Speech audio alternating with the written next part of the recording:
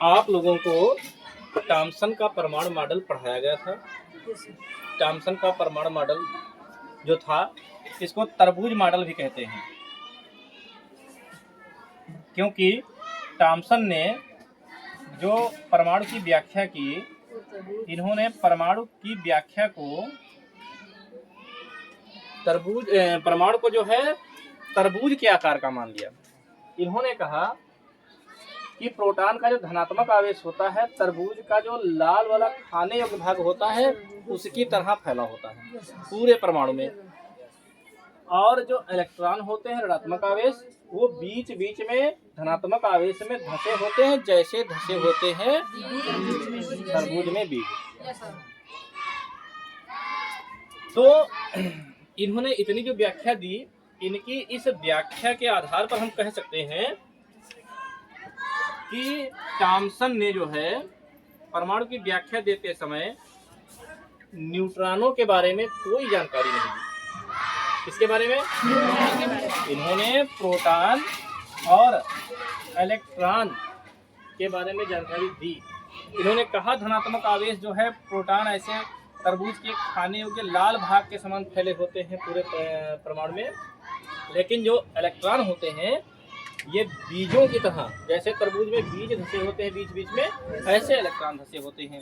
इन्होंने न्यूट्रॉन की कोई चर्चा नहीं की, मतलब न्यूट्रॉन के बारे में इनको जानकारी नहीं हो पाई, तो इनकी कमी रही। तो पहली कमी क्या रही टॉमसन के परमाणु मॉडल की? कि टॉमसन ने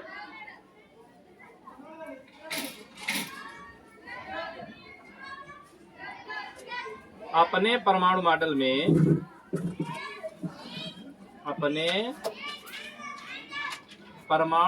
में न्यूट्रॉनों के विषय में कोई जानकारी नहीं दी। परमाणु मॉडल में न्यूट्रॉनों के विषय में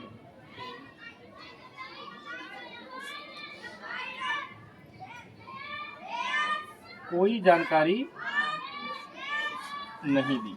मतलब ये इनकी पहली कमी रही, इनके परमाणु मॉडल की पहली कमी यही रही कि इन्होंने न्यूट्रॉनों के विषय में कोई जानकारी नहीं दी, जबकि हमें मालूम है कि परमाणु जो है इलेक्ट्रॉन, प्रोटॉन, न्यूट्रॉन 3 मूल कणों से बना होता है।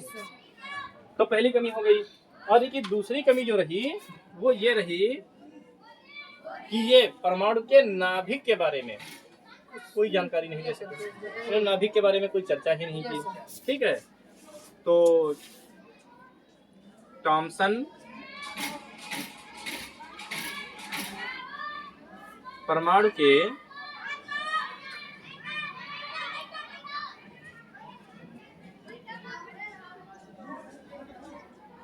नाभिक के विषय में, टॉमसन परमाणु के नाभिक के विषय में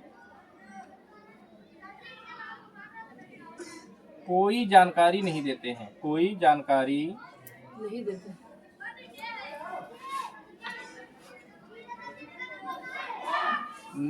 हैं।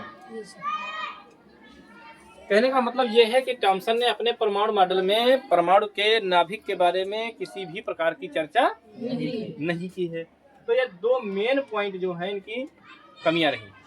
ठीक है, और बाकी इनका पहला पॉइंट जो था आपको पता ही है, कौन सा पॉइंट था पहला? विद्युत रूप से उदासीन होता है, इस पर कोई भी चार्ज नहीं होता है। इन्होंने इलेक्ट्रॉनों की संख्या बराबर प्रोटॉनों की संख्या बताई, वो आज भी चल रहा है, लेकिन नाभिक के बारे में कोई जानकारी नहीं दी और न्यूट्रॉनों के बारे में कोई जानकारी नहीं दी, इसलिए इनका जो परमाणु मॉडल रहा ये फेल रहा, सत्य नहीं माना गया।